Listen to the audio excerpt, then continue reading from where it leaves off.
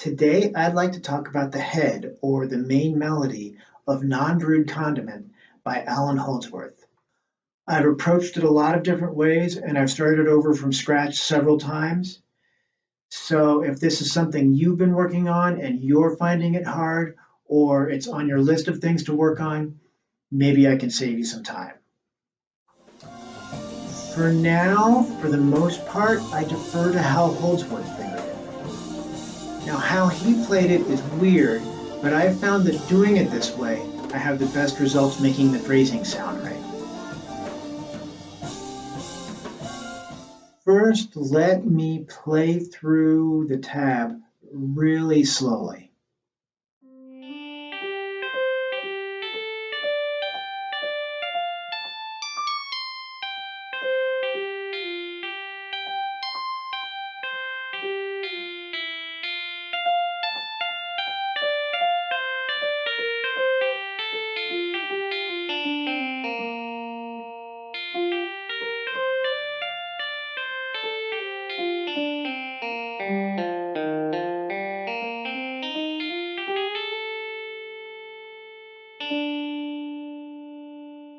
So, I have stuff to say about the very first note. Holdsworth plays those first notes pretty weird. A normal person would probably do something like, so your fingers are pretty close together, occupying one position, and you would just, when fourths happen, you would just bridge between them. The way Holdsworth did it was he was reaching easily across two positions all the time. He was in 14th position, and he would hammer onto the second note, skip a string, reach a fourth, and proceed with the phrase that way. And that's pretty weird, but it takes care of some things. And when you're doing it this way, you have to be mindful of not letting one note bleed into the next. So when you're doing these fourth bridges, you have to roll so that the notes choke off as you go to the next note. And you have to be mindful of not letting open strings ring. When you do it Holdsworth's way, I've found that your fingers are better muting the open strings, and keeping notes from bleeding into each other kind of takes care of itself. Moving on, the next tricky part is that slide from that B note to that C note. Ordinarily, when you do a slide, your fingers are close together, holding each other rigid, and the finger that's actually executing the slide is getting a lot of support from the other fingers. In this song, my hands are spread out in a very Holdsworthian sort of way, and my pinky is not getting that support. And so it's weird to say that I can hear the elasticity of the ligaments in my pinky come out in my time, but it seems like that's what's happening. I would do that slide, I'd hold that D for the duration of a eighth note triplet, slide to the C, and my C would be late, and I would have to be using the next flurry of notes to play catch up. What I found I've had to do is slide gradually. So start the slide immediately. Don't hold out for the duration of an eighth note triplet. Start the slide immediately down to the C and get to prioritize getting to that C in time.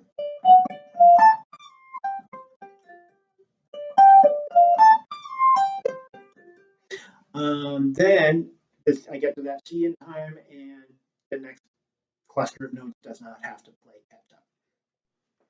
Moving on from that slide, you're gonna find a couple of bridge notes at the 17th fret with your second finger. think about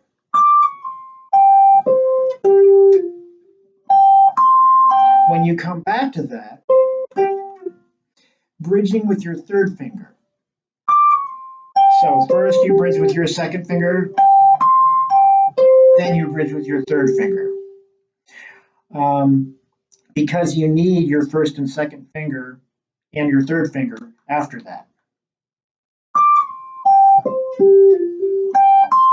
Third finger, slide down, and then move into the 16th note.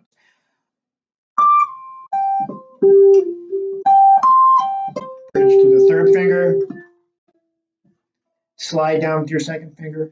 The thing to think about there with that half step slide is my temptation has been to turn my hand a little bit. Be very careful not to turn your hand because your next set of notes is 16th notes and they come real fast. If I have to realign my hand, that takes precious milliseconds, and then my timing is behind, and I have to be playing really fast 16th notes a little bit faster to try and catch up. So be very mindful about keeping your alignment flat and neutral. Palm of your hand parallel to the neck.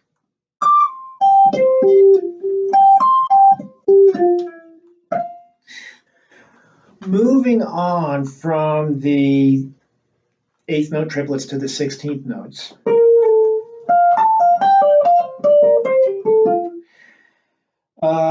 You do your slide, you do your half step slide with your second and third fingers, and then you have that first finger, you've given it a couple of notes to get to that F.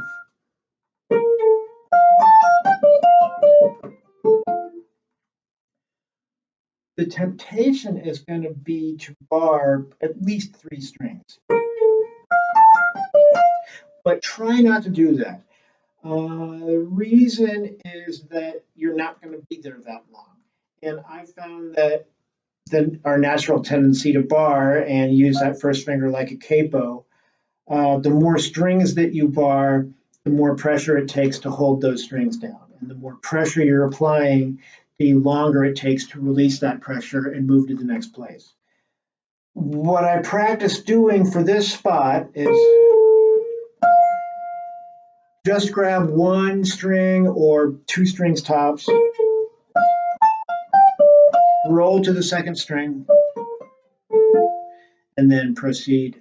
The other thing to think about, and I don't know if Holdsworth does this or not, but I found it to be helpful for me, is to do another one of those middle finger switches here. So switch to the third finger. And that moves me down by 1 fret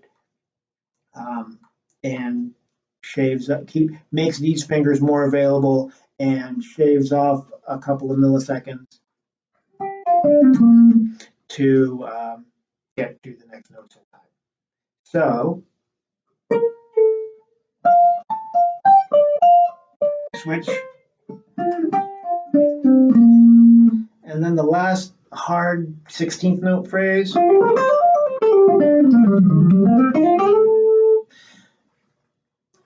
There really isn't anything any more tricky or different about that. I tabbed it out the way it looked like Holdsworth was doing it in the video, in that video. I guess just one more thought was that when I went into this, I tried picking every note just because I thought that I should be able to do that. And that might be the Yngwie mindset in me. But doing it the way that Holdsworth did it, it just sounds better. It sounds more authentic. The phrasing sounds more like how he did it. So I let go of that feeling like I should have to pick every note. And so the rest of the head really isn't all that tricky.